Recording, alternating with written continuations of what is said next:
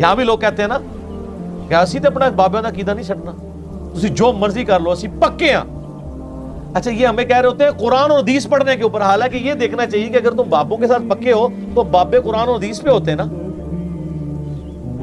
حتیٰ کہ یہودیوں کے بارے میں آتا ہے وہ کانوں میں انگلیاں رکھ لیتے تھے اور کہتے تھے اے نبی تمہاری بات سے ہمارے کانوں میں سکل آتا ہے، ہمارے کان بہ رہے ہیں تمہاری بات سننے سے۔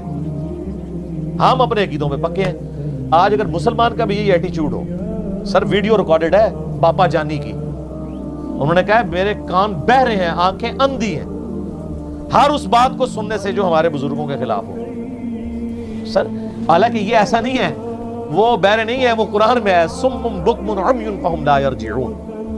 اس وجہ سے ختم اللہ علی قلوبہم وعلی سمعہم وعلی ابصارہم، اللہ نے ان کو سیل کر دی ہے، ان کی آنکھوں کو، کانوں کو، بہرے ہیں، گونگے ہیں، اندھے ہیں، ہدایت نہیں پائیں گے۔ تو یہ یہودی بھی یہی کہتے تھے کہ اے عیسیٰ جو تم نے کرنا ہے نہ کر لو، ہمارے دل پہ غلاف ہے، اتنا مضبوط ہے ہمارا دل ہے، یعنی تو جو مرضی معقول بات بھی کر رہا ہے نا، ہم تب بھی اپنا عقیدہ نہیں چھوڑیں گے۔ یہاں بھی لوگ یہی کر رہے ہوتے ہیں کہ پوری بخاری گزار دو ہمارے اوپر سے، کوئی فرق نہیں پڑے گا، ٹھیک ہے۔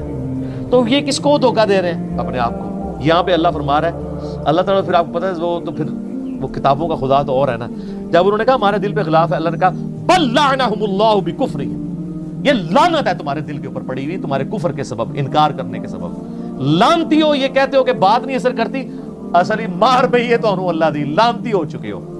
ویسے تو ہمیں بھی یہی کہنا چاہیے، تو کہتے ہیں نا پوری بخاری قرآن بھی پڑھ لو پہ اثر نہیں ہونا، ہمیں بھی یہی کہنا چاہیے اللہ کی سنت پہ عمل کرتے ہوئے کہ یہ لعنت پڑ گئی تمہارے اوپر۔